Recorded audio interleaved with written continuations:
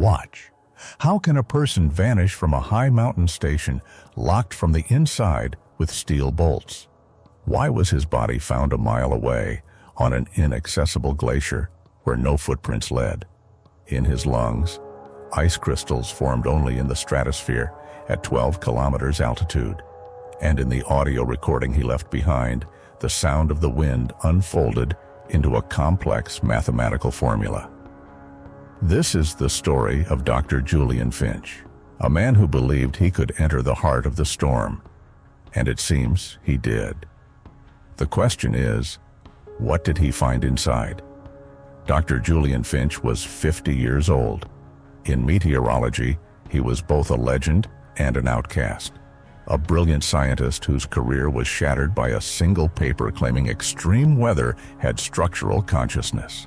He was ridiculed, but the National Park Service, needing precise mountain forecasts, gave him a job.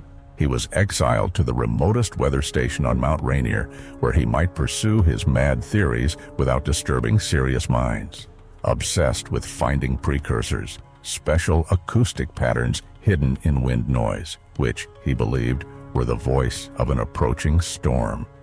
The high-altitude station Paradise Peak was his fortress, a small fortified house at 3,000 meters, capable of withstanding any avalanche.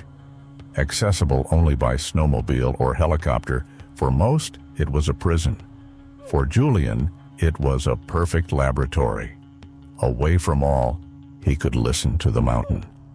Obsessed, as colleagues said, he would sit for hours staring at atmospheric noise on monitors, muttering to himself, finding harmony in the chaos. He was no team player, a hermit who spoke with the wind. Early winter forecasts predicted the storm of the century. Meteorologists warned of hurricane-force winds and record snowfalls, a threat to all. For Julian, the opportunity of a lifetime. Days before the storm, he became almost unhinged with excitement.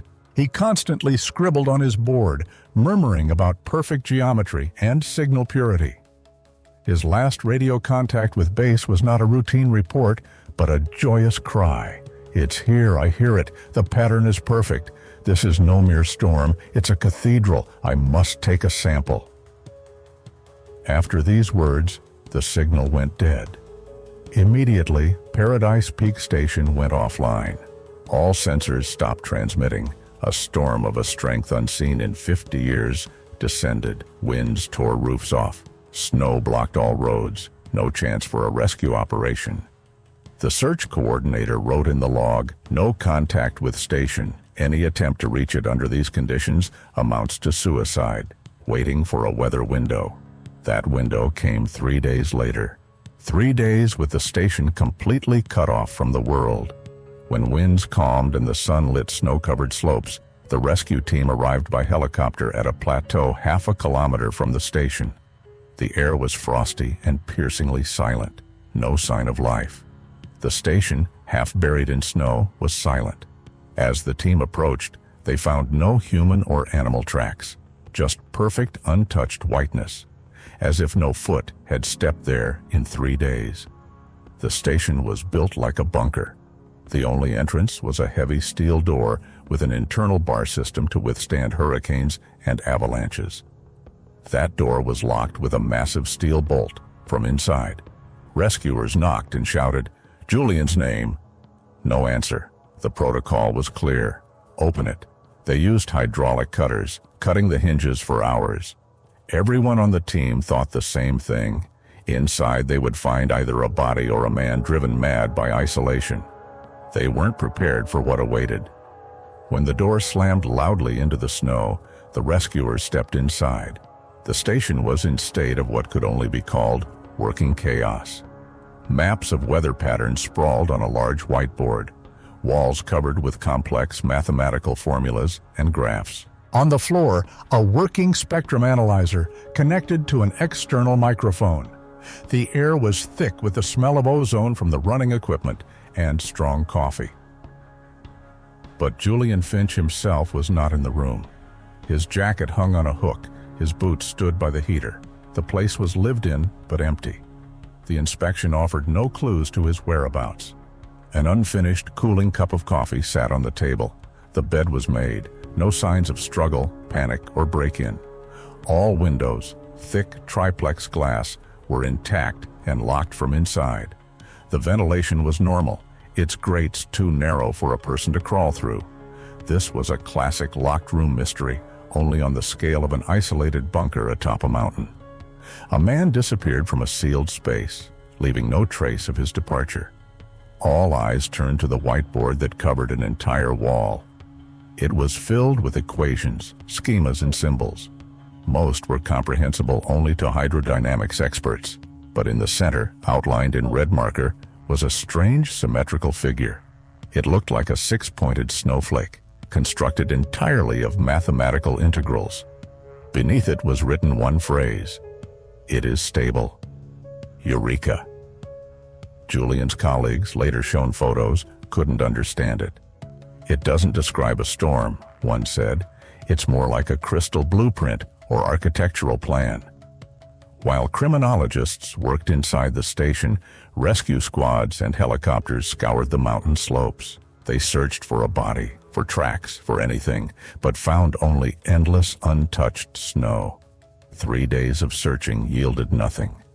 The theory that Julian might have gone outside before the storm's peak, swept away by wind or avalanche, seemed most logical. But it did not explain the main mystery.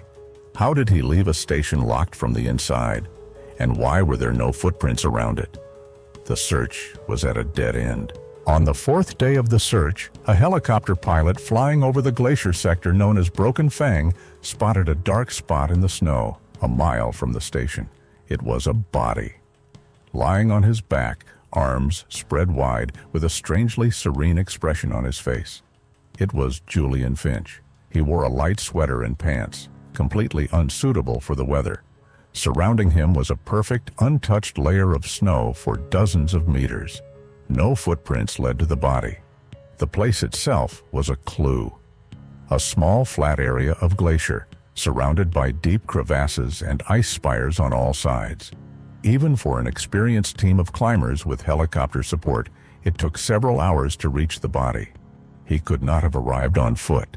If he had fallen from a height, his body would have severe trauma, but there wasn't any. If someone brought him here, there would be tracks in the snow, but there weren't. He lay in the middle of pristine snow, as if gently lowered from the sky. That contradicts all laws of physics, the rescue team leader wrote in his report. The preliminary examination found no external injuries, no fractures, bruises, or frostbite. The cause of death was unclear, but upon autopsy, the pathologist found something he had never seen before in his career. The official cause of death: hypothermia.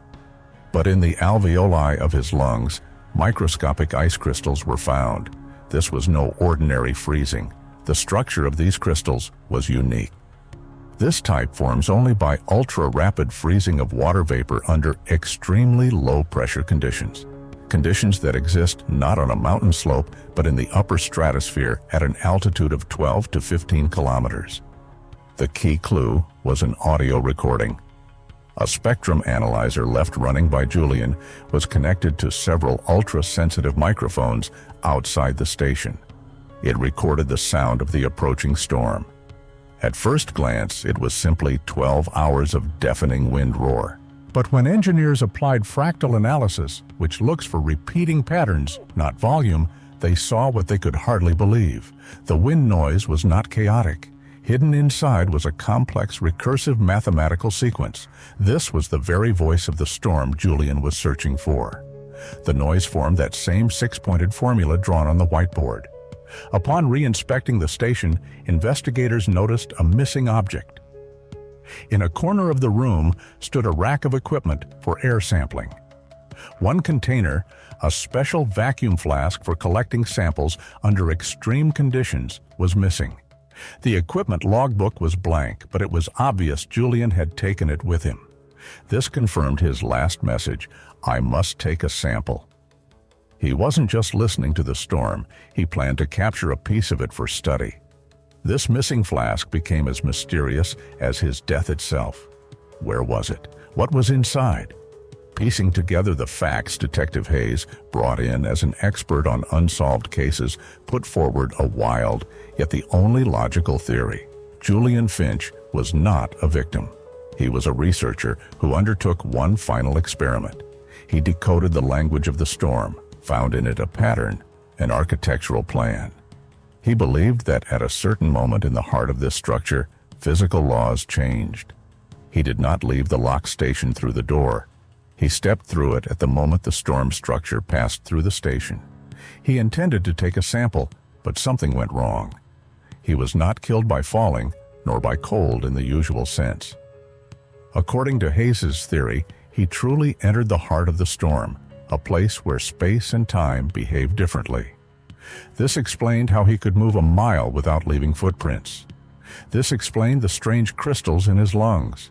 He inhaled stratospheric air while still on Earth. He found what he sought. But either he could not control the process, or the structure was not as stable as he thought. It displaced him, left him to die on the Glacier, taking the main artifact, the very flask, with the sample. Searching archives, Hayes found a similar case. In 1968, during a hurricane in the Gulf of Mexico, a meteorologist disappeared from a hurricane hunter plane. He was strapped to his seat. The plane's cabin did not depressurize. But when the plane returned to base, his seat was empty. The case was ruled equipment malfunction, but an unofficial report noted, 1 second before disappearance, all instruments on board recorded 0 gravity and absolute 0 temperature. It was not proof, but suggested Julian was not the first to encounter this phenomenon. Hayes's theory was ridiculed. The official report stated, death by accident under undetermined circumstances. Julian was posthumously charged with safety violations and negligence. His reputation as a mad scientist only grew stronger. His notes and the equations on the whiteboard were classified, sent to archives for national security reasons. The case was closed. Mount Rainier became once again just a tourist destination, and Paradise Peak Station, an abandoned bunker guarding its secret. A year after Julian's death, a group of astrophysicists working with a high-altitude radio sonde detected a strange anomaly over Mount Rainier. A very weak but periodic radio signal coming from the upper stratosphere. It wasn't like satellite or airplane signals. Spectral analysis showed a complex repeating structure. One young graduate student, fascinated by unorthodox theories, overlaid this pattern on declassified fragments of Julian Finch's work. They matched. It was the very voice of the storm, still sounding up there. Too many questions remain. If Julian left the station himself, how did he do it? What was the structure, the diagram he drew? Was it a natural anomaly or something artificial? And what happened to the flask, presumably containing the sample? Did it disappear with him, or remain there, inside the heart of the storm? Julian Finch's story became a local legend, told by rangers to newcomers. A legend of the storm master who came too close to the truth and was consumed by his own theory. Paradise Peak Station was shuttered. No one climbs it anymore. Rangers patrolling the lower slopes say that sometimes, before severe weather, radio communications behave strangely. A quiet melodic hum appears on the airwaves, like the sound of wind, yet with a clear rhythm. Most dismiss it as interference, but those who know Julian's story prefer not to look up at the peak at those moments. They say the mountain is tuning itself or calling, and no one wants to answer. So, what do we have? An outcast scientist, obsessed with a mad theory, a uniquely powerful storm, a locked room disappearing man, a body found in an impossible place without tracks, clues pointing not to crime, but to violations of the very laws of physics. This is not a story of kidnapping or murder. It is the story of a man who opened a door no one else saw and stepped through. He was not mad. He was simply right. And the price of that truth, his life, and the unsolvable mystery left behind. Official science has no place for living storms. Julian Finch's tale remains a footnote in reports, an example of how far obsession can take a scientist. But sometimes when satellites pass over Mount Rainier, Their sensors detect brief anomalous energy spikes in the stratosphere. They bear the same complex, six-pointed structure as on the whiteboard. They last fractions of a second and vanish. Just interference, or is it what remains of Julian? His sample locked in the flask, continuing its eternal flight in the heart of the storm. The question is yours. What do you think he found? And was that discovery worth dying for? Thank you for watching. Stay curious. Keep exploring the unknown, because some doors only open for a moment, and some storms speak in silence.